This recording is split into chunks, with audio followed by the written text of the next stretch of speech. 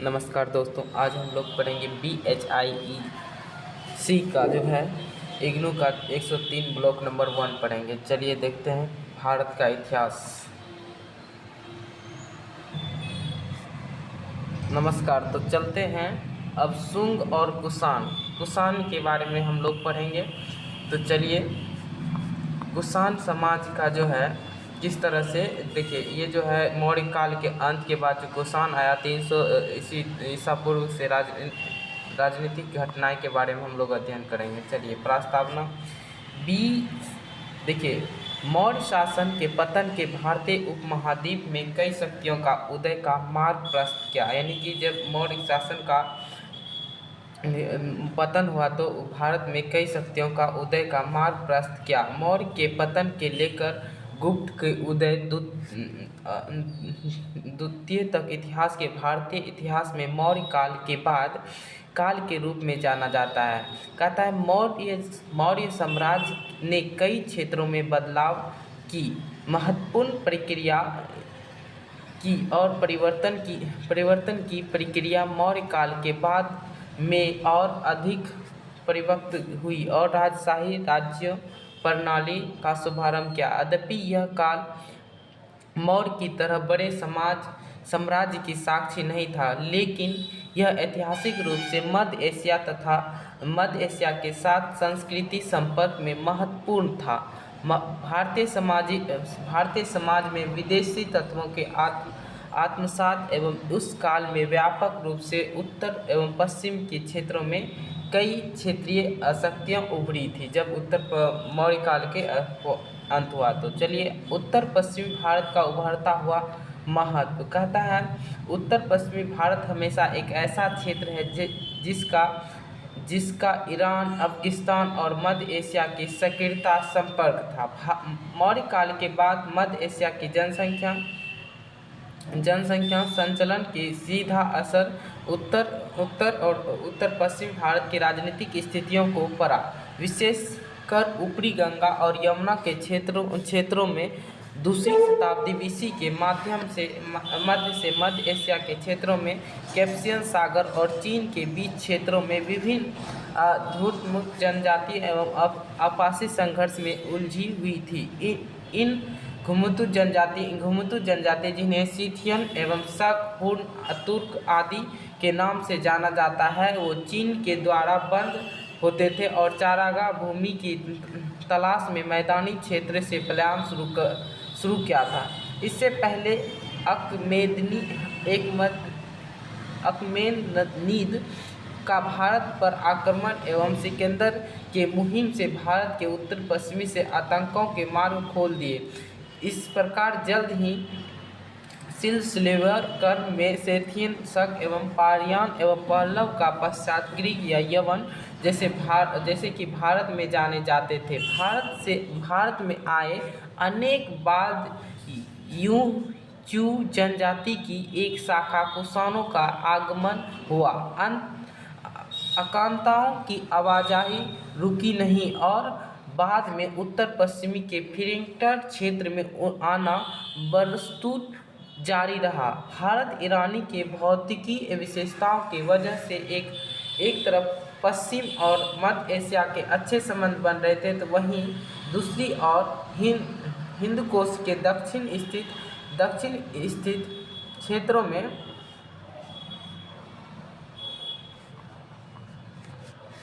दक्षिण स्थित क्षेत्रों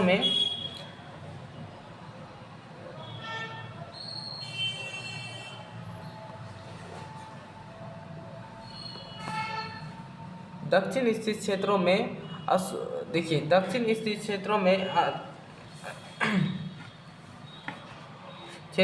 के साथ संबंध का सुधार और अशोक की द्विभाषा शिलालेख ग्रीक और अरमी में कंधार में मिला। यह मौर्य काल के दौरान यूनान के केंद्र में और बाहरी बस्तियों के बीच परस्पर संपर्क को इंगित करता था। अशोक के द्वारा अपना साम्राज्य के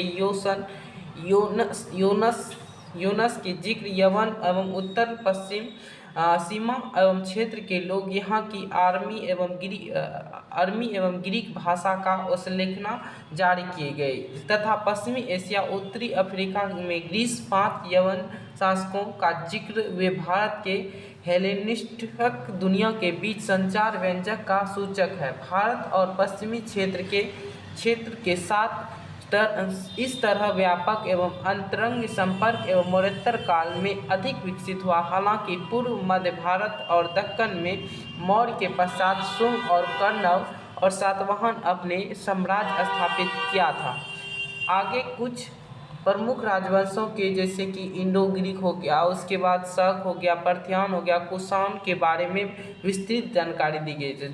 चलिए आगे देखते हैं स्रोत। इस अवधि के अध्ययन के लिए हमारे स्रोत पतंजलि एवं महाभाष्य, दीवान दान एवं पुराण कालिदास एवं मालविक, गिनमित्र, वाणिभट्ट एवं हर्षचरित, शिलालेख एवं इतिहास कला के सामग्री आदि हैं। कुछ क्षेत्रों के राजवंशों एवं शासकों को पौराणिक सूचियाँ महत्वपूर्ण थे। इस मामले में शिलालेख आदि की जानकारी प्रमुख स्रोत है। गर्मी के साहित्य में कुछ जानकारी मौजूद है। अयोध्या, विदिशा और भरहुत से प्राप्त शिलालेखों की जानकारी मिली है। चलिए, उत्तर भारत के छोटे छोटे शासक परिवारों का उदय महत्वपूर्ण विकास का परिचय था। कहता इनके बारे में जानकारी उनके निर्मित सिक्के से प्राप्त होती है। इन सिक्कों पर उस समय शासकों का नाम अंकित है और उस प्रकार के सिक्के भी जानकारी के लिए महत्वपूर्ण स्रोत है। हालांकि इस अवधि के राजनीतिक इतिहास की पुष्टि मध्यम एशिया के स्रोत से होती है। ख्रोष्ट लिपि में लिखे एवं शिलालेख गंधार से बड़ी संख्या में पाए गए। यह और मध्य एशिया की कई ख्रोष्टी दस्तावेज बरामद किए गए। इसके अलावा ग्रीक और लैटिन स्रोत में उत्तर पश्चिमी भारत के अनेक शासकों, क्षेत्रों एवं संदर्भ करते थे। पीली ग्रंथ, मिल्दा, पिन्हा एवं मलिंद के प्रश्न इस अवधि पर यवन एवं राज मिनांडर के बुद्ध धर्म के बारे में जानकारी मिली। चीनी ऐतिहासिक वर्तमानों में मध्य एशिया, विक्टोरिया और उत्तर भारत की घटनाओं के संदर्भ में उदाहरण के लिए चीन का आरंभिक हान और बाद में हान राजवंशों की वृत्तांतों से यू, चू और कुषाणों के प्रारंभिक इतिहास की पर्याप्त जानकारी प्राप्त हुई। शुंग, जैसे कि पहले उल्लेख किया गया है कि मौर्य के अंतिम राजा बृहद की हत्या 180 BC ईसा पूर्व में की गई थी और पुष्यमित्र शुंग ने की थी। किसने की थी? तो ये जो मौर्य काल के अंतिम शासक कौन थे? बृहद की हत्या जो 180 ईसा पूर्व में की गई थी, वो बृहद पुष्यमित्र शुंग ने की थी। इसकी पुष्टि कन्नौज के हर्षवर्धन के दरबारी कवि वाणिभट्ट के द्वारा दी गई है। इसकी जो पुष्टि की गई है हर्षवर्धन की कवि वाणिभट्ट के द्वारा की गई है। शुंग ब्राह्मण थे। वैदिक ग्रंथों के शुंग शिक्षक के कई संदर्भ एवं बृहद उपनिषद एवं शुंग पुत्र के नाम से शिक्षक का उल्लेख पाणिनि से हमें पता चला है। शुंग भरद्वाज गोत्र के थे। कालिदास के मलिकाविकनी गिनित से पुष्यमित्र की पुत्री अग्निमित्रा से का वर्णन है, जिसे बिंबिका कुल से संबंधित माना गया है। बौधायन स्रोत एवं सूत बिंबिका यह एक प्रतिनिधित्व कश्यप के रूप में करता था। परस्पर विरोधी कथनों एवं मद्देनजर यह कहना मुश्किल है कि पुष्यमित्र भरद्वाज के गोत्र के शुंग तथा कश्यप के वंश के बिंबिका। हालांकि इन स्रोतों को संकेत है कि ब्राह्मण के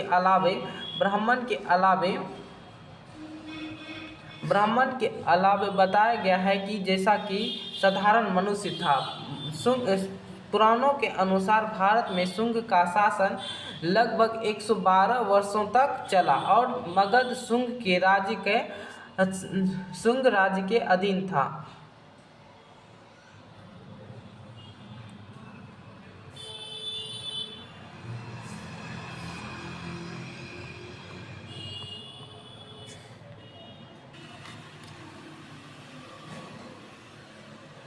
हमें पता चलता है कि शुंग जो है भारद्वाज गोत्र के थे। कालिदास एवं मालविका के पुष्यमित्र एवं अग्निमित्र का वर्णन है, जिसे बिंबिका के कुल संबंधित माना गया है। बौद्धयान एवं सूत्र बंबिका से प्रतिनिधित्व कश्यप के रूप में करता था। परस्पर विरोधी कथन मद्देनजर कहना है कि मुश्किल पुष्यमित्र भारद्वाज का गोत्र शुंग था और कश्यप की बिंबिका। हालांकि यहाँ के स्रोत का संकेत मिलता है शुंग ब्राह्मण थे। इसके अलावा हर्षचरित जैसे ग्रंथ की पुष्यमित्र ने ब्राह्मण बताया गया था, जैसा कि साधारणतः मनुष्य था। पुराणों के अनुसार भरत जो शुंग के शासक का 112 वर्ष तक चलता था और केंद्र में पुष्यमित्र संघ के मौर्य सिंहासन के अधिकार एवं उल्लेख का वर्णन पुराणों की थी। हर्षचरित में पुराणों के अनुसार पुष्यमित्र के 36 वर्ष का शासन किया और कहता है पुष्यमित्र ने 36 वर्षों तक शासन किया और 151 ईस्वी में उनकी मृत्यु होगी। उसका उत्तराधिकारी पुत्र अग्निमित्रा था और उसके बाद पुत्र वासुमित्र शासक बना। पुराणों के 10 शुंग शासकों का उल्लेख पुष्यमित्र, अग्निमित्र, वासुमित्र और धनदेव को छोड़कर अन्य शासकों के बारे में पुष्टि या जानकारी का स्रोत नहीं है। पुष्यमित्र शुंग के यवन एवं ब्रिटियन ग्रीक के साथ मुठभेड़ के लिए भी जाना जाता है। पतंजलि एवं महाभाष्य के अनुसार शुंग के शासन के दौरान ग्रीक आक्रमण हुए, जिनका जिक्र युग पुराण में भी किया गया है और यूनानी का साकेत उत्तर प्रदेश फैजाबाद जिले में अयोध्या के पास है और माध्यमिका राजस्थान में चित्तौड़ के निकट के नागरी का घेराव है। यह अरुणा एवं यवनों के संकेतमय एवं अरुणा यवनों के माध्यमिक वाक्यांक से स्पष्ट है। पतंजलि यह भी इंगित करते हैं कि यवन मध्य देश के बाहर रहते थे और आदर्श के पूर्व स्थित था। कहता है महाभाष्य की तिथि 150 BC में मानी जाती है। कालिदास के नाटक मलिमित्रा और शुंग पुष्यमित्र एवं पौत्र के विश्वामित्र के हाथों यवन की हार एवं स्मृति का संरक्षित नाटक के अनुसार पुष्यमित्र के अपने पौत्र वासुमित्र अग्निमित्र के साथ अश्वमेघ यज्ञ की घोड़े की सुरक्षा की जिम्मेदारी दी थी। अश्वमेघ यज्ञ की घोड़े की जिम्मेदारी पुष्यमित्र ने सिंध नदी के तट पर यवन को हराया और वसुमित्र के अश्वमेघ यज्ञ घोड़े के साथ विजयी होकर लौटने पर यज्ञ अनुष्ठान संपन्न कराया था। यज्ञ को घोड़े को दिया गया था, उसे अग्निमित्र के पुत्र को दिया था। अश्वमेघ को यज्ञ के घोड़े की जिम्मेदारी दी थी। चलिए आगे देखते हैं। यह अनुष्ठान संपन्न कराया। यह निश्चित नहीं है कि बैक्ट्रियन ग्रीक सेना का नेता कौन था और मिनेंडर और डेमेट्रियस और यूक्रेटाइस को संभावित नेता माना गया था। अशोक के धम्मा और बौद्ध धर्म से जुड़ने के पश्चात शुंगों ने निरुवादी ब्राह्मण को अपनाया और धनदेव की अयोध्या शिलालेखों में पुष्यमित्र शुंग को 2 अश्वमेघ यज्ञ कराने का श्रेय दिया और बौद्ध सूत्रों के दावा है कि उसने बौद्धों को बहुत सताया था। कहता है दिव्यान दान एवं विशेष रूप में दर्शन दिए गए पुष्यमित्रेन अशोक द्वारा निर्मित बौद्ध मठ एवं पूजा स्थलों को नष्ट कराने का काम किया था।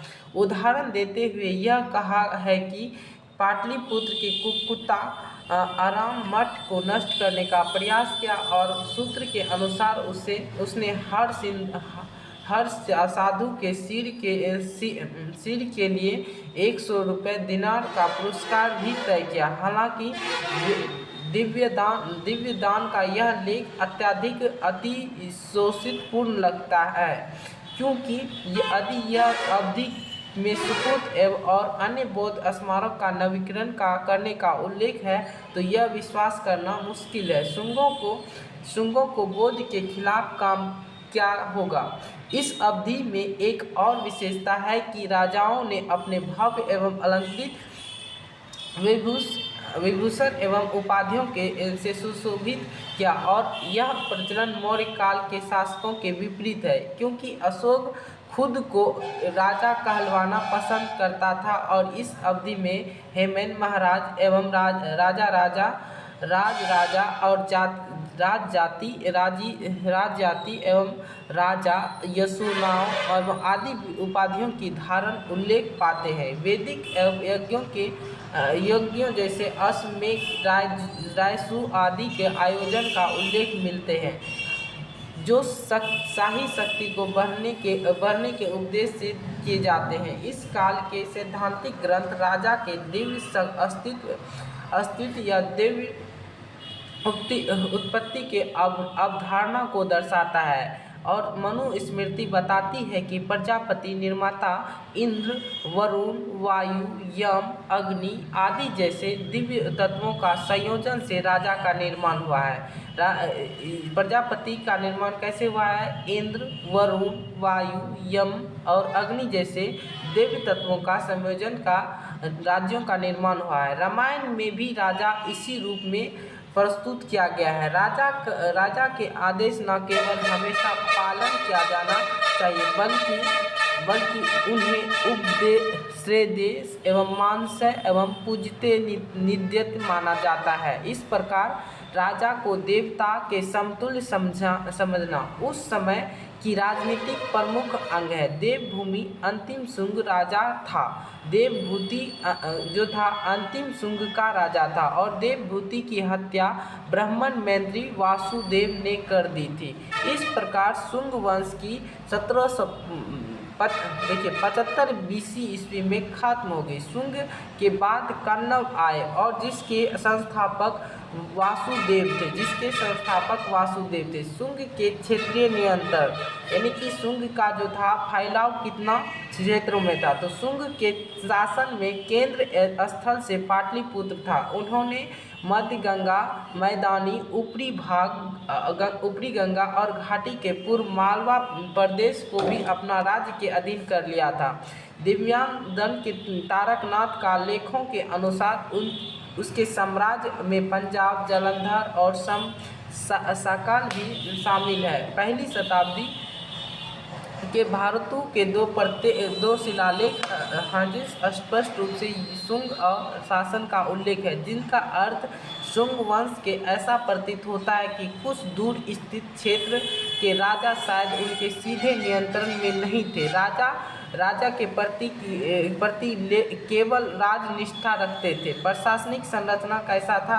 तो शुंग वंश के प्रशासनिक संरचना जो था, शुंग सम्राट के संगठन 112 वर्ष की लंबी अवधि के दौरान कभी भी एक समान नहीं रहा। उसकी जो प्रशासनिक व्यवस्था थी वो कभी भी एक समान नहीं रहा। केंद्र के शासन की शक्ति और क्षमता साम्राज्य का विस्तार के अनुसार साम्राज्य में काफ़ी विविधता थी और पुष्यमित्र को पाटलिपुत्र में केंद्रीय प्रशासन था तथा उसे मंत्रियों और नौकरशाहों को एक प्रसिद्ध के द्वारा आवश्यक ही प्रशासनिक सहायता प्रदान की जाती थी।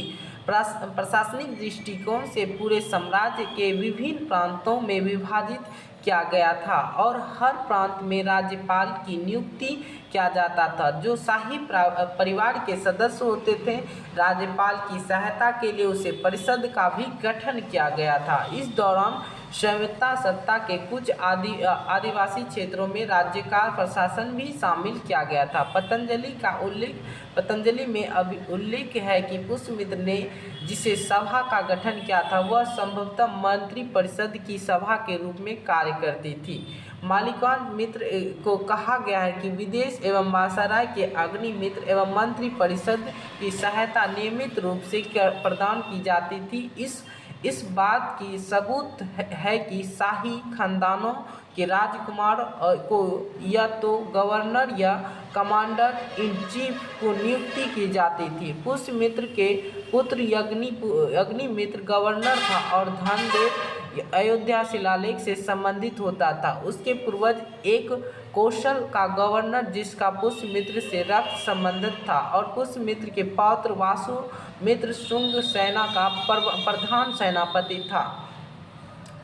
कालिदास और पतंजलि के मंत्रिपरिषद का उल्लेख किया गया है, जो सरकारी तंत्र का एक महत्वपूर्ण तत्व रहा होगा। यहाँ तक कि राजकुमार का परिषद एवं प्रशासन संबंधित आवश्यक ही सहायता प्रदान की जाती थी। ऐसा प्रतीत होता है कि पुष्यमित्र के निधन के बाद शुंग साम्राज्य की कमजोर हो गए और उसके उत्तराधिकारियों ने कुछ समय के लिए विदेश क्षेत्रों में शासन किया था। कालिदास नाटक एवं मालविकी अग्निमित्रा के विदेश एवं भोपाल एवं मध्य प्रदेश में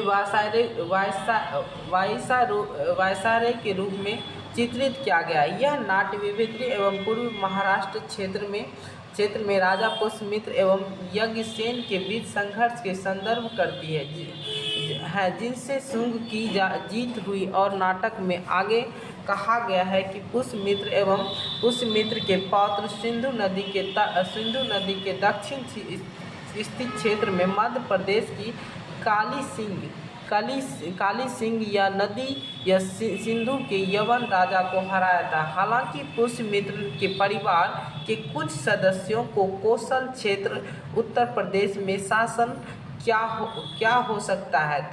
धनदेव को अयोध्या शिलालेख में उन्होंने सेनापति पुष्यमित्र के वंश को छठे सदस्यों के रूप में उद्धृत किया और पुष्यमित्र द्वारा 2 अश्वमेध यज्ञ कराने की संबंध उल्लेख है, जो उनकी सैन्य सफलता का परिचय है। यहाँ पत्थर या धातु का पहला शिलालेख है जिसमें पुष्यमित्र के नाम का उल्लेख है। उन्होंने पहले केवल साहित्य स्रोतों से जाना जाता है और कांडवे की राजनीतिक जीवन की शुरुआत शुंग के अधीनस्थों के रूप में की थी। पुराणों में इन्हें शुंगभद्र या शुंग के नौकर के नाम से उल्लेखित किया गया है। शुंग वंश के साम्राज्य का अंत अपना साम्राज्य स्थापित किया और पुराणों के अनुसार देवभूति या देवभूमि शुंग वंश का अंतिम शासक बाणभट्ट के अनुसार वह ब्राह्मण मंत्री वासुदेव के साजिश के शिकार हुआ। यह उस एक गुलाम लड़की जो रानी की आड़ में उसे संपर्क करती और ना छाल से मारा और कुल मिलाकर 10 शुंग राजाओं के 112 वर्ष में 187 ईसा से 75 ईसा तक शासन किया था। शुंग काल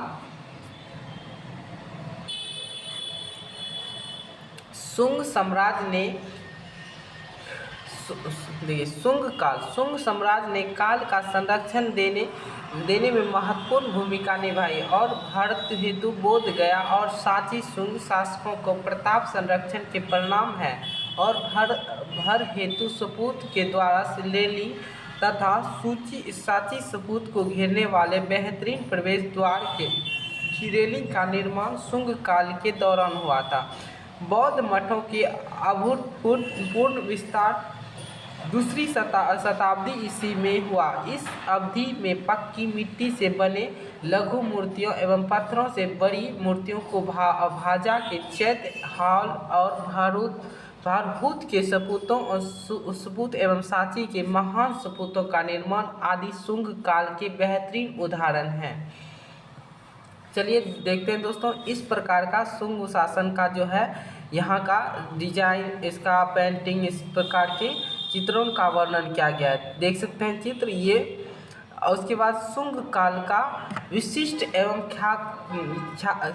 ख्याति एवं एक रूपता है जो जीवन की एक सतत धारा में पृथक वस्तु को बांधती प्रतीत होती है। विशाल पत्थर से बने सुपूत एवं मौंड्रे पर कमल के डंडल के चित्र हैं जो इसकी भव्यता एवं परवाहमाही बनाती है।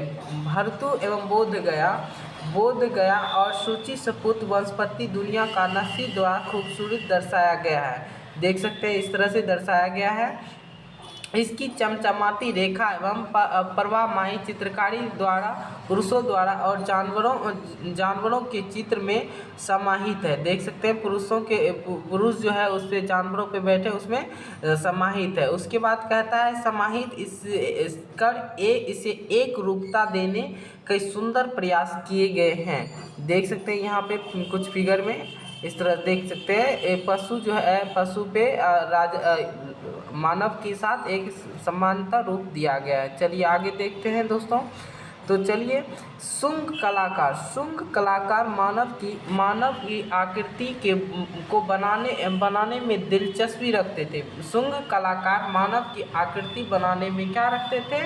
दिलचस्पी रखते थे। बुद्ध के जीवन और घटनाओं के प्रसंग के उभरी नक्शी के माध्यम में समकालीन जीवन पद्धति को प्रस्तुत किया और भारत हेतु बोध गया और स्टैच्यू एवं मूर्तियों पहली संगठित कला एवं गतिविधि के प्रतिनिधित्व करती है जो मौर्य के दरबारी कला से विपरीत थी। यह पहली बार जातीय सामाजिक एवं धार्मिक विलय की और एकीकरण का परिणामों को दर्शाता है। इस अवधि के दौरान महत्वपूर्ण घटनाक्रम है जो कि पतंजलि के योग संबंधित परंपरा एवं संश्लेषण एवं वैचारिक अध्ययन को अनुसंधान का नींव बना। इंडो ग्रीक क्या कहलाता है? अलेक्जेंड्रा के शासन के तहत ग्रीक बैक्टीरिया में बस गए थे।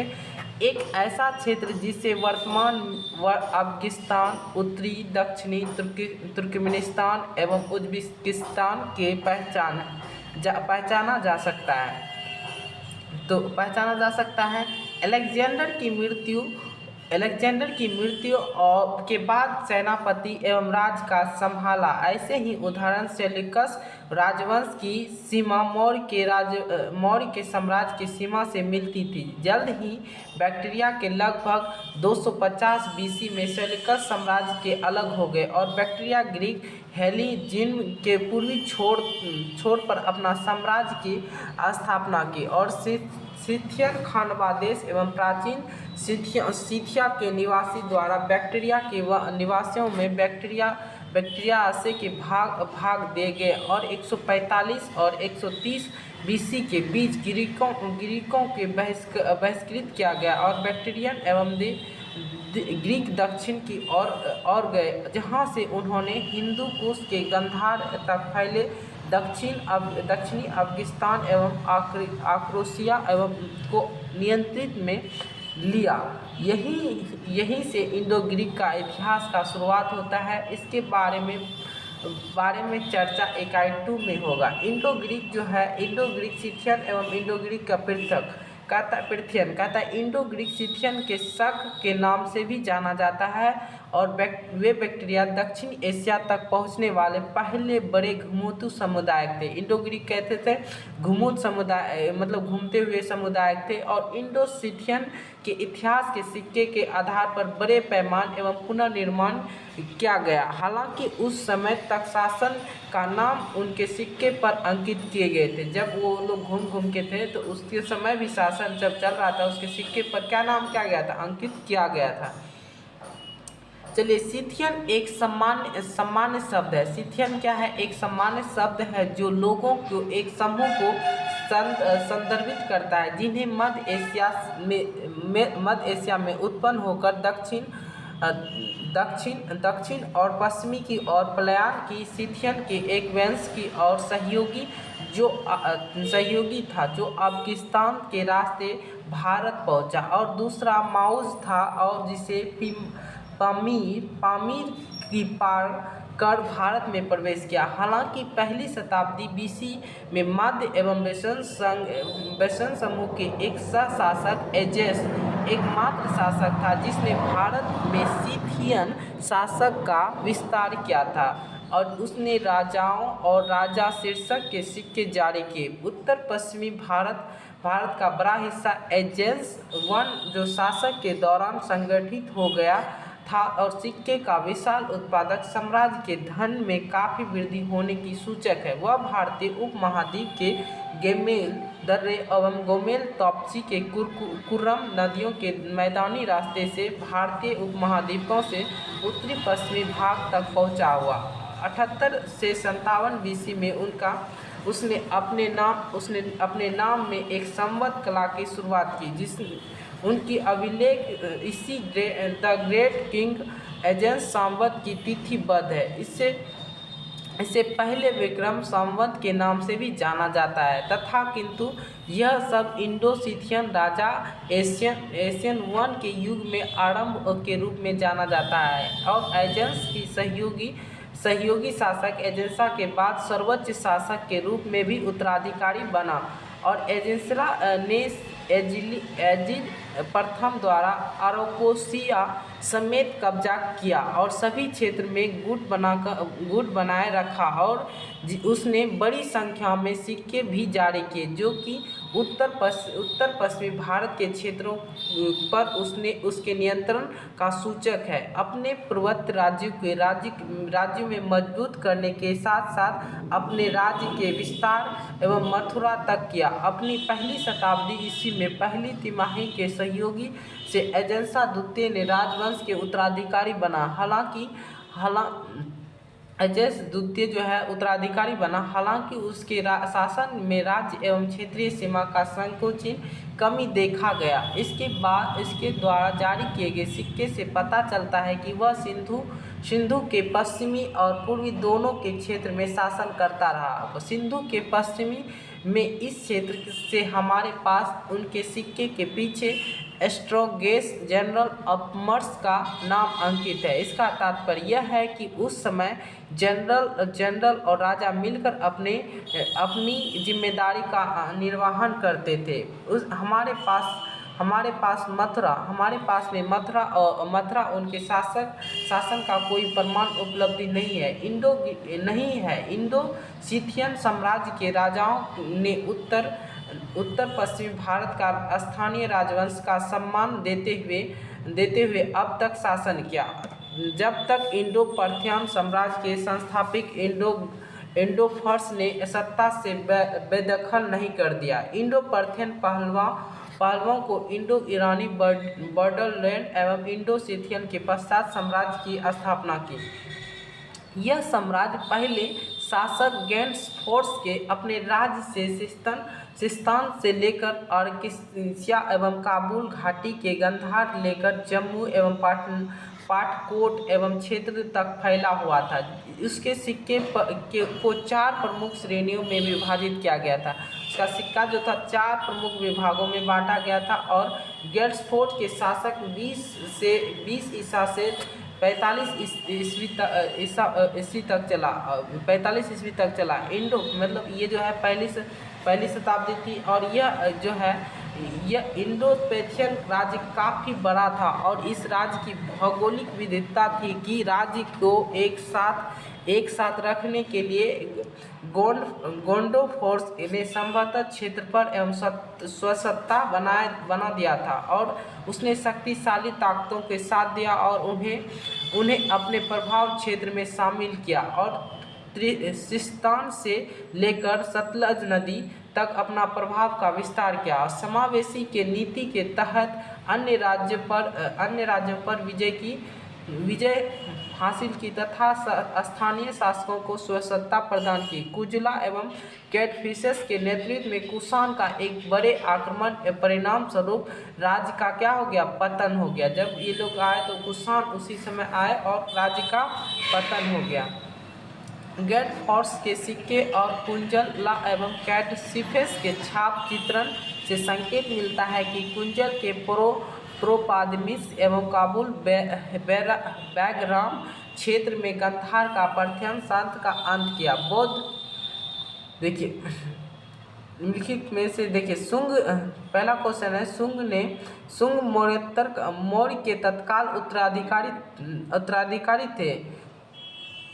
हर्षचरित के लेखक देखिए इस प्रकार शुंग कौन थे और उनके शासक रूपरेखा प्रस्तुत करें। शुंग कौन थे? तो शुंग एक प्रकार का क्या थे? झुंड थे और वो घूमते घूमते शासन करते थे। और जब इंडिया भारत में आए तो वह उसने अपना जैसे मौर्यतर का जो अंत हुआ, मौर्य काल का जो सबसे लास्ट अंतिम राजा था बृहद, उसको अंत किया शुंग विश्वामित्र संघ ने। और उसी का कारण ये अपना राज्य अपना किया। धीरे धीरे पूरे भारत में इसका फैला। 100 शताब्दी में लगभग ये अपना राज्य को प्रस्तुत किया। चलिए 200 और 300 बीसी इतिहास का पुनर्निर्माण के महत्वपूर्ण स्रोत क्या है? तो इसमें यह स्रोत है कि जैसे कि जब मौर्यतर काल में मौर्यतर काल का लोग मतलब राजा खत्म हो गए थे, तो उस वक्त जो थे धीरे धीरे ये कुषाण के छोटे छोटे राज्य का जो है छोटे छोटे राज्य एवं छोटे छोटे जो गांव के जो थे वो सब ऊपर उभरता हुआ राजा बहुत सारे उभरे। जब मौर्य काल के अंत हुआ तो क्या हुआ? धीरे धीरे छोटे छोटे गुटों में बहुत सारे राजा के उभरता हुआ प्रशासन देखा गया। इस स्रोत में देखा जाता है कि बहुत सारे धीरे धीरे कुषाण बनते गया। चलिए आगे देखते हैं दोस्तों। कुषाण मौर्य काल के बाद कुषाण का एक प्रमुख शासक समूह था जो कुषाण भूमिज समूह ह्यूचू के एक शाखा थे जो दुनहुंगा के आसपास के इलाके में बसे थे। जुंगुंगा के साथ संघर्ष के कारण 165 बीसी में 165 बीसी से 128 बीसी के बीच तिरन घाटी में बैक्टीरिया का पलायन किया और वे पाँच कुलों में से एक थे जिनमें यह सूची जनजाति को विभाजित थी। उपमहाद्वीप की राजनीति के इतिहास के उसके उत्तर पश्चिमी सीमा एवं क्षेत्रों में कुषाण क्षेत्र का महत्व बहुत अधिक है। कुषाणों के आगमन के भारत ईरान सीमा के छोटे क्षेत्रीय एवं राज्यों के साम्राज्य एवं निर्माण के मार्ग प्रशस्त किए और जो इन क्षेत्रों के राजनीतिक एकीकरण के माध्यम में हासिल किया गया था उसने बैक्टीरिया के कुषाण रियासतों को बड़े साम्राज्य में बदल दिया और उसे अफगानिस्तान और चीन, मध्य एशिया के कुछ हिस्से में उत्तर पश्चिमी सीमा में उपमहाद्वीप एवं मथुरा से परे बिहार के गंगा मैदानी क्षेत्र में भागलपुर तक कई क्षेत्र शामिल थे। इस वजह से कुषाण साम्राज्य की कभी मध्य एशिया इस साम्राज्य भी कहा जाता है। कुषाण जो थे बहुत ही योग्य शासक थे। कुषाण वंश के शासक जो थे बहुत ही योग्य थे। गंगा घाटी तक कुषाण नियंत्रण एवं गवाही बैक्टीरिया भाषा में लिखे कनिष्क के प्रथम अफगानिस्तान में पुली खुमरी क्षेत्र में खोजे गए।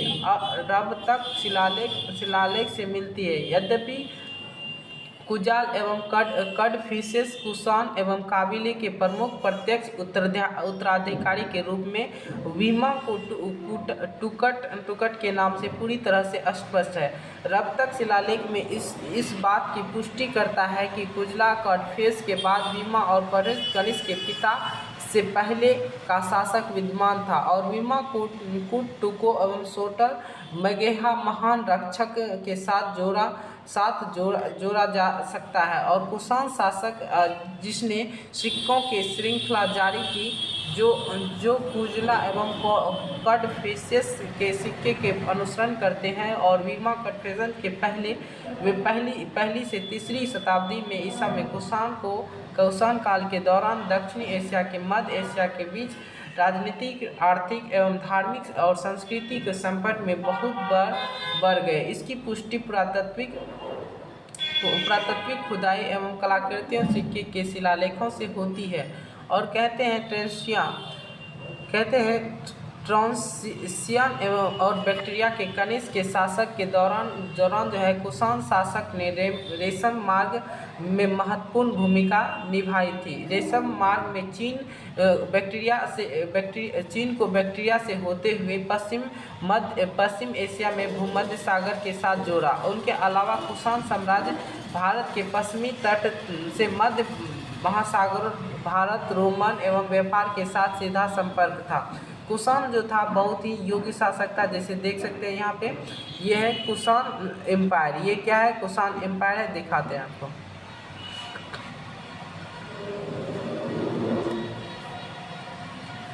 दोस्तों देख सकते हैं ये जो है कुषाण एम्पायर है।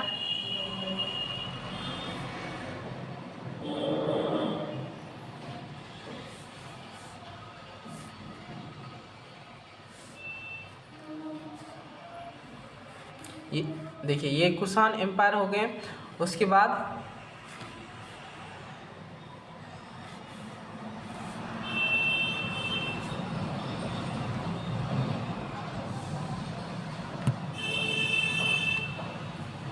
ये कुषाण एम्पायर हो गए। और जो है कुषाण एम्पायर जो थे ये इससे पाटलिपुत्र से लेते हुए पूरा भारत को लेते हुए इधर था और इसका एम्पायर इधर से था। और कुछ जो है ये कुषाण एम्पायर के जो चीन से जो था ना कपास की खेती का जो कुछ इधर इस वाले क्षेत्र में जाके ये लोग व्यापार करते थे। जबकि कुषाण को पता चला तो क्या किया, कुषाण ने इसे टैक्स भी वसूलना शुरू कर दिया। तो इसीलिए कुषाण का भी एरिया कुछ चीन के क्षेत्रों में आ गए। और चीन को पहले कपास की खेती करने सीख गए थे, जिस कारण से क्या हुआ था कुषाण लोग जो था इसको मतलब इस पे टैक्स वसूला और उसे विधि बनाने की विधि के बारे में भी पूछा। चलिए आगे देखते हैं दोस्तों।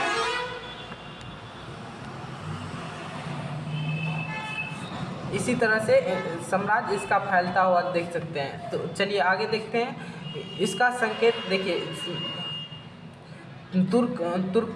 तुर्फान, चीन, बैक्टीरिया, पामीर, बैक्टीरिया, सुर्ख और कोटी, बैग्राम, हिंदुकुश, गंधार, तक्षशिला, हिमालय एवं अर्केशिया, कुषाण साम्राज्य के गौड़ियस, सिंधु एवं बकरीन, उज्जैन, मथुरा एवं साकेत, पाटलिपुत्र, पश्चिमी तरछब एवं विदेश, चंपाकुंडल एवं बारगीजा एवं पुणे प्रतिष्ठान, सतवाहन साम्राज्य के अमरावती, पंडित साम्राज्य, चोल, ये सब जो थे इसी के अंतर्गत आते थे। कनिष्क जो थे कुषाण वंश के शासक थे। कनिष्क ने जो है सोने के सिक्के चालू किए और ब्रिटिश संग्रहालय में यह उल्लेख भी मिलता है। देख सकते हैं कुषाण का जो था एक सोने का सिक्का को चालू किया था। चलिए आगे देख सकते हैं। उसी तरह से ये देख सकते हैं ये जो बनाया गया था उसका स्टेच्यू भी बनाया गया था। उसी तरह से तट मथुरा पे कनिष्क की मूर्ति एवं मिली है। तो कहता है पहला शासक जो है कुजाल एवं कटपेश, जिसे महान राजा जो है राजाधीन उपाधि के सिक्कों का गहन जो शक एवं पार्थिक सिक्के का ग्रहण किया और पार्थिक सिक्के के अनुसार उसने यही चू और 5 जनजातियों को एकजुटता किया और भारत में सफल घुसपैठ की। उन्होंने बाकुल एवं कश्मीर के खुद को स्थापित किया और रावत एवं शिलालेख में कुषाण के वंश की तीसरी शासक एवं बीमा एवं कडफिसेस था। और शासक की निम्नलिखी एवं आकृति ने उसे एक अंतिम अति मानव के रूप में चित्रित किया तथा इसे बदले में उभर के आते हुए एक बहुत ही बड़े भव्य तरीके से दर्शाया गया था। यह राजा के दिव्य स्वरूप के स्पष्ट संकेत के वैश्यक एवं राजकीय सत्ता के पास एवं गुनहगारों को दंडित करने का विशेष अधिकार था। बीमा के नावूर एवं शिलालेखों में कुषाण शासकों को लॉ ऑफ लिविंग के रूप में वर्णित किया गया है। इस प्रकार राजा के कानून के दाता एवं ब्रह्मंडीय व्यवस्था को धारक के रूप में चित्रित किया गया है। कामार एवं शिलालेख में वशिष्ठ एवं देवमानुष के रूप में चित्रित किया गया है। महत्वपूर्ण तथ्य यह है कि कनिष्क प्रथम रावत एवं शिलालेख में बागो देवपुष्प यानी कि स्वयं ईश्वर बताया है। कनिष्क ने आपको स्वयं को ईश्वर बताया है, यह बताया गया है। इस प्रकार कनिष्क देवताओं के पुत्र से स्वयं देवता का दर्जा प्राप्त था। कहता है कुषाण साम्राज्य की अधिकतम क्षेत्रीय विस्तार जो है कनिष्क प्रथम के शासन में हुआ था। कनिष्क के पद रोहन एवं 78 से 144 ईस्वी के बीच एवं 78 ईस्वी के शक एवं संवत कहा जाता है, किंतु कुछ विद्वान के अनुसार यह कनिष्क के पदग्रहण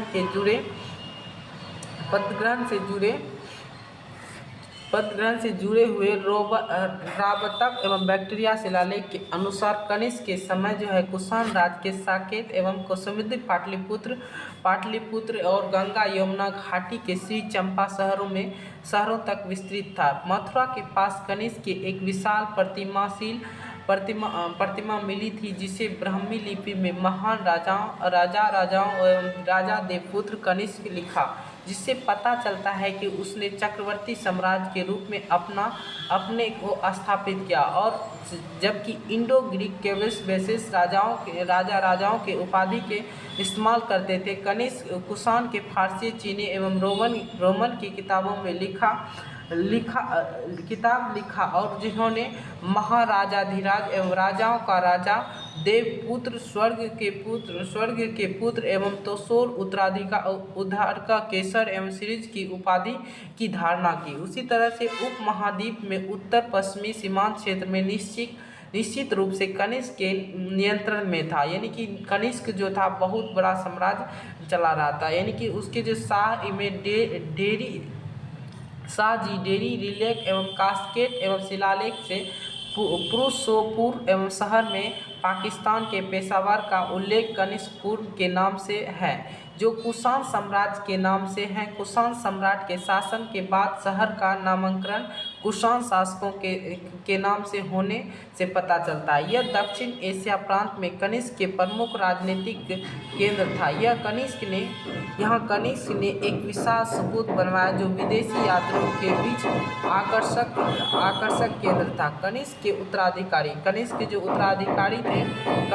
उत्तराधिकारी सबसे शक्तिशाली एवं प्रमुख हुस्क एवं उसके 3 दशक से अधिक समय तक शासन किए थे। हुस्क के सिक्के एवं विशेष रूप से विभिन्न इसमें से बड़ी संख्या में सोने और तांबे के सिक्के शामिल थे। उसके शासन में कई शिलालेख एवं मथुरा से प्राप्त हुए वर्तक एवं प्राप्त अभिलेख से स्पष्ट है कि काबुल के पश्चिमी के क्षेत्र में उसका नियंत्रण था। साल 51 में हुसुक ने सेना के सिक्के अधिकतम किस्म के जारी किए, जिसके उनके सिक्के में ईरानी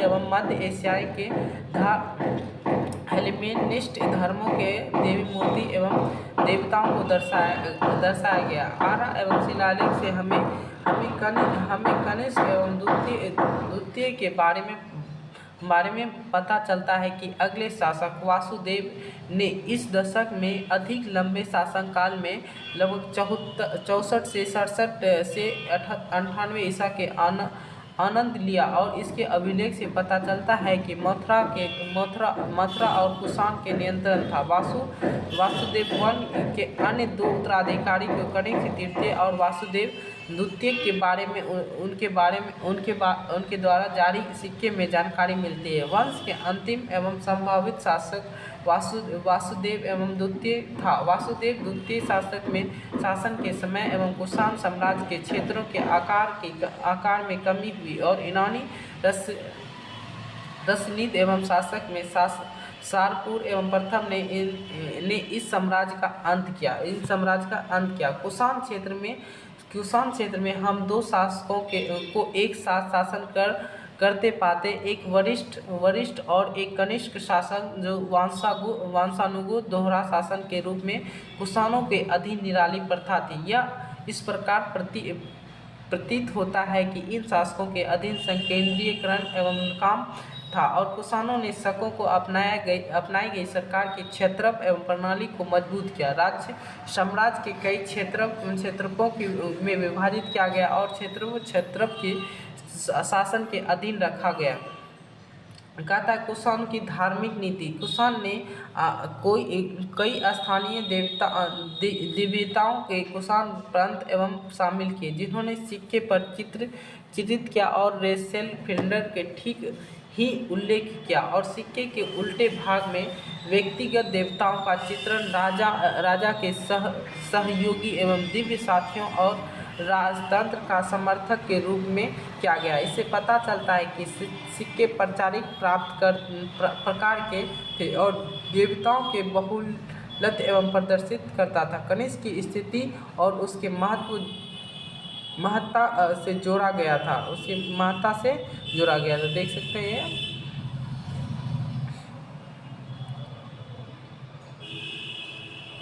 चलिए आगे देख सकते हैं। इस प्रकार से इस देव का भी जैसे कि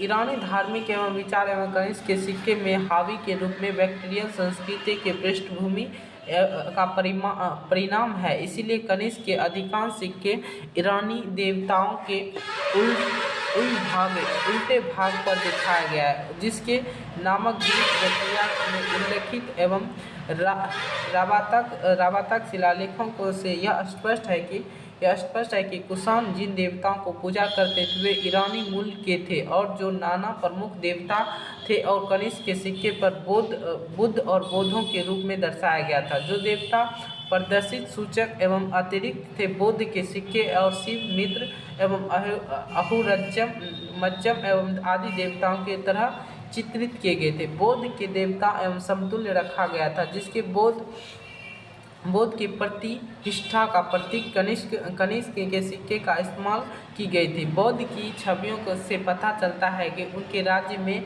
बौद्ध धर्म के प्रचलित पंथ धर्म है। बौद्ध धर्म के प्रचलित पंथ धर्म है, जिस तरह से यहाँ देख सकते हैं बौद्ध धर्म से प्रचलित पंथ धर्म है।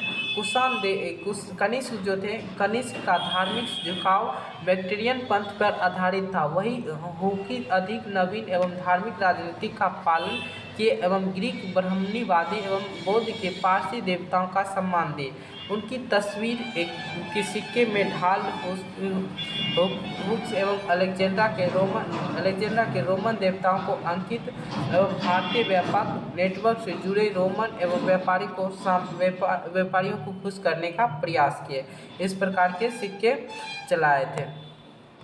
आगे देख सकते हैं बौद्ध की छवि, देख सकते हैं बुद्ध का भी छवि, क्योंकि कुषाण जो था, कुषाण के जो कनिष्क राजा थे वो बौद्ध को बहुत ज़्यादा मानते थे, इसलिए भगवान बुद्ध का भी एक सिक्के में छवि दिखाया गया था। चलिए आगे देखते हैं समरण्य और कनिष्क प्रथम जो है हुवस के शासन के दौरान रेशम मार्ग के व्यापक में चरम था, और जो यह कहा जाता है कि बृहद संस्कृत सिक्के में कुषाण शासकों ने महानगरीय एवं रवैये ने इस क्षेत्र से गुजरने वाले व्यापारी को सुविधाजनक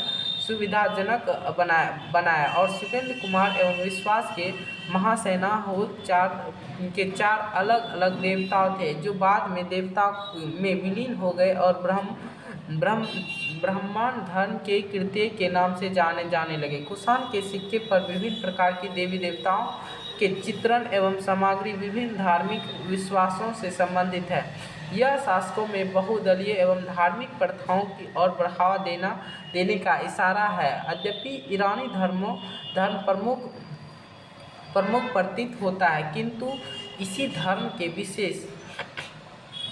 विशेष का वर्चस्व नहीं था। कहता है कुषाण के राजवंशीय अभ्यारण्य देवत्व एवं दावों का पेश करना एवं एक प्रणाली के रूप में सिक्के का उपयोग करने के अलावा कुषाण सिक्के में राजवंशीय एवं अभ्यारण्य के बंगोल के एक बंगोल एवं देवकुल एवं संस्कृत की प्राकृतिक शिलालेखों में निर्माण किए, जो बाद में पूजा स्थल बन गए। और बीमा कटफिशेस ने शाही पंथ के दो ऐसे केंद्र का निर्माण शुरू किया, जिनमें से एक मक्का के पास मठ और दूसरा सुर्ख कोटल में कनिष्क में सुर्ख कोटल के राजवंशीय अभ्यारण्य का निर्माण किया गया। अभ्यारण्य का नाम कनिष्क एवं ओनिंदा अभ्यारण्य है। कुषाण राजवंशीय अभ्यारण्य का खलचय और एरत्ताम एवं उज्बेकिस्तान से बरामद किया गया है। यह उनकी भगवान रूपी राजाओं की छवि है, जिन्हें मुखोटा एवं कोटल के मठ का मंदिर में निर्माण एवं राजाओं के 3 पीढ़ियों को स्थापित किए गए थे। कनिष्क प्रथम से संबंधित रब तक शिलालेखों ने नाना अभ्यारण्य एवं बांगो का नामक एवं अभ्यारण्य में निर्माण का भी उल्लेख है, जिसमें से विभिन्न देवताओं के साथ साथ कुषाण शासक जैसे कुजला, कटफिसेस, वीमा एवं तुर्कु वीमा एवं कटफिसेस कनिष्क के चित्र भी हैं।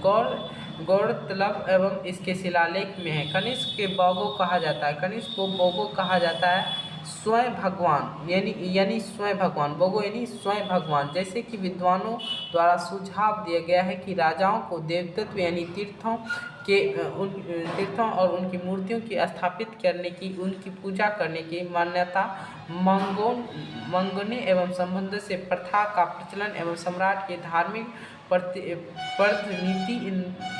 तीने के साम्राज्य में एकजुटता लाने का काम किया, जिसने जातीय एवं भाषाओं का समूह एवं धार्मिक विश्वासों का संस्कृत में प्रथाओं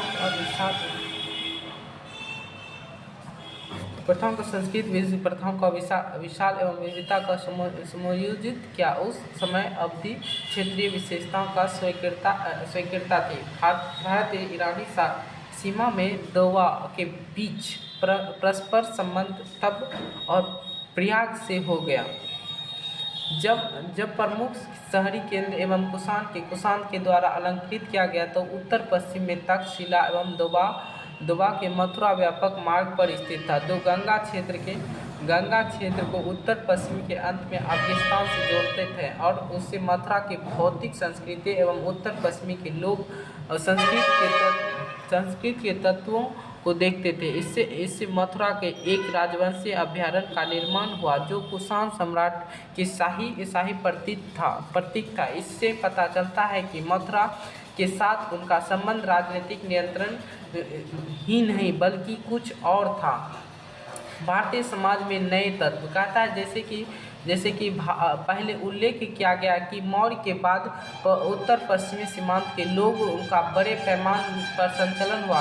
हालांकि यह सोचना गलत होगा कि इस अवधि में उत्तर पश्चिमी भारत विदेशी साम्राज्य के अधीन था और इस अवधि में विदेशी और भारत के बीच अंतर स्पष्ट नहीं था और कालांतर में यवन, शक और आदि भारतीय उपमहाद्वीप की आबादी का हिस्सा बन गए थे। भारत उपमहाद्वीप का आबादी का हिस्सा बन गए थे। ग्रीक, शक एवं पृथक कुषाण आदि धीरे धीरे भारतीयकरण हुए और भारतीय संस्कृति में कानूनविद एवं मनु के अनुसार शक के प्रधान क्षेत्र थे और ये कर्तव्य के विमुख हो गए थे।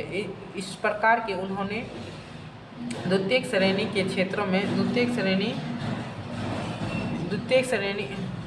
इस प्रकार उन्हें द्वितीय श्रेणी के क्षेत्रियों के रूप में माना जाने लगा और भारतीय इतिहास में किसी भी अन्य काल से इतनी बड़ी संख्या विदेश लोग भारतीय समाज में आत्मसात नहीं हुए। कहता है जिसने मौर्योत्तर काल में हुए। उसने अधिकांश शासकों एवं लिपि लिखित एवं भाषा के कई संगठित धर्म नहीं थे। वे भारतीय समाज के विभिन्न अंग बने और उन्होंने काफ़ी योगदान दिए। बेहतर घुड़सवार विद्या शुरुआत की, बड़े पैमाने पर घोड़े का उपयोग किया और उन्होंने घोड़े के लगाम में जीन का उपयोग एवं लोकप्रिय बनाया, जो दूसरी और तीसरी ईसा पूर्व में बौद्ध मूर्तिकला में दिखाई देते हैं। अफगानिस्तान के बैकग्राम एवं कुषाण के घुड़सवारी के चित्र मिले। शक और कुषाण ने पगड़ी, अखोटा और पतलून की भारी लंबे कोट पहनने का रिवाज शुरू किए और कैप, हेलमेट के बूट भी मध्य एशियाई योद्धाओं द्वारा पहनाए जाते थे और उसके बाद सैन्य तकनीकी भारत में फैल गई। कहता गैर राजतंत्रीय शक्तियाँ जो गैर राजतंत्रीय शक्ति थे, जैसे पंजाब, राजस्थान और उत्तर प्रदेश में अलग अलग इलाके में जहाँ छोटे छोटे राजस्थानीय राज्य तो एक छोटे से शाही एवं परिवार के शासन किया जा रहा था और अब अडुबैन एवं योद्धा, मालवा एवं सिबी, विनिस एवं कुनित जैसे प्रमुख वंशों का सदस्य थे। अवंडा के रावी और ब्यास के ऊपरी भाग के बीच में भूमि के कब्जा कर लिया और पुनिंदा पर शासन किया और त्रिगत्र एवं रावी और सतलज नदी के बीच स्थित सतलज क्षेत्रों पर शासन किया। योधे ने सतलज और यमन के बीच के क्षेत्रों में पूर्वी राजस्थान के कुछ हिस्सों पर शासन किया और अन्य मालवा और शिवी राजस्थान के विभिन्न हिस्सों में जो बसे थे। चलिए आगे देखते हैं।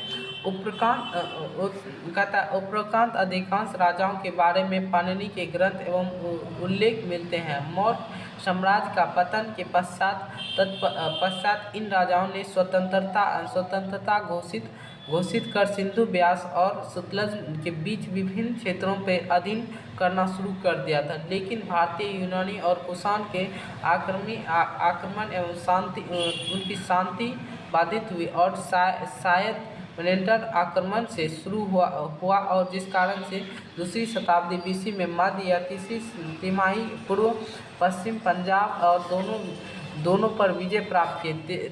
तीर्थयात मालवों के हरियाणा क्षेत्र में फिर पूर्वी राजस्थान की ओर बढ़ने के लिए मजबूर किए था और सावी का भी यही हाल था जो मालवा समकालीन थे और पड़ोसी भी थे। मालवा की तरह मनी द्वारा अपने क्षेत्र पे कब्जे के बाद पूर्वी राजस्थान चले कहता है जिस गए और योद्धा एवं पहले चरण में इंडो ग्रीक द्वारा हरियाणा के रोहतास के आपस के क्षेत्र में केवल धकेल दिया और फिर शक एवं पहलुओं के राजाओं के बाद संभवतः कुषाण को हटाने के पश्चात अपने मूल निवास स्थान की ओर चले गए। कुनिंदा एवं कुषाण को झुकाने पड़ा और विष्णुओं के अलग प्रदेश पेशा किया। यद्यपि कुषाण शासक का आक्रमण झेलते रहे और कुषाण के बाद भी स्वतंत्र एहलित के बाद भी योद्धा अखाड़े फेंके और BD चपेत के अनुसार मौर्य काल के बाद पंजाब का महत्व इस तथ्य में निहित है कि राजनीतिक एवं आर्थिक परिदृश्य समग्र एवं परिवर्तन के संचार के नए नेटवर्क के शुभारंभ इसी काल में हुआ था। प्रारंभिक गण संघों की संरचना में परिवर्तन देखा गया और गुप्त काल के दौरान उनका अंत हुआ और ये गण संघ एवं राज्य के संक्रमण काल से गुजर रहे थे। इस काल में सामाजिक एवं विविधीकरण नहीं था। इसे शुरू में इन्होंने समुदाय के थे और नाम के सिक्के जारी किए और साहित्य के ज़्यादातर गणराज्यों में आदिवासी राज्यों के नाम से जाने जाते हैं। चलिए आगे देखते हैं। उत्तर भारत के आदिवासी राजतंत्र का नोट लिखें। उसके बाद देख सकते हैं विदेशी भारतीय जो मुख्य धारा में आत्मसात करने पर नोट लिखें। इस प्रकार से हम लोग देख सकते हैं। सारांश कई हमें पता चलता है कि उत्तरी मध्य एशिया के हिंदू शासकों